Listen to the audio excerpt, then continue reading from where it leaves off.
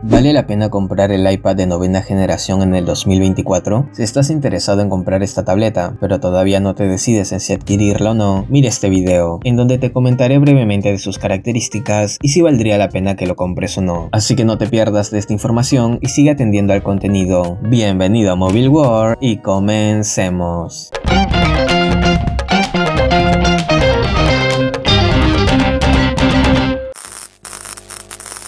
Iniciemos comentando brevemente sus características. Este dispositivo tiene una pantalla IPS de 10.2 pulgadas, la cual es una buena alternativa para ver contenidos multimedia en cuanto a comodidad se refiere, ya que su tamaño brinda un espacio amplio para ver series, películas y contenidos de tu creador favorito. Sin embargo, en cuanto a la calidad de la imagen, no brinda contrastes muy elevados ni colores intensos, por lo que si pasas de tu dispositivo móvil, el cual quizás cuente con una pantalla AMOLED, vas a tener que utilizar el iPad por un tiempo para terminar acostumbrándote. Y si bien este es un apartado negativo si lo comparamos con dispositivos de su competencia, ya que algunos se incluyen una pantalla AMOLED, comparado con otras tabletas de Apple que tienen un precio accesible, es un aspecto neutro, ya que las tecnologías de su pantalla son similares. Por otro lado, cuenta con el chip Apple A13 Bionic y 3 GB de RAM, los cuales están bien optimizados y considero que es de sus principales puntos de valor, ya que a pesar de que hayan pasado casi 3 años desde que salió esta tableta, sigue ofreciendo una experiencia fluida en las aplicaciones del día a día y videojuegos. Asimismo, su almacenamiento más básico y más accesible es de 64 GB, que aunque todavía puede ser suficiente para realizar de forma correcta tus actividades, es importante que tengas en consideración que podría ocasionarte incomodidad si descargas muchos videojuegos o aplicaciones, ya que se podría llenar con facilidad y el proceso de estar viendo qué archivos eliminar constantemente puede ser un poco tedioso. Y antes de continuar, me gustaría conocer qué opinión vas teniendo de esta tableta. ¿Consideras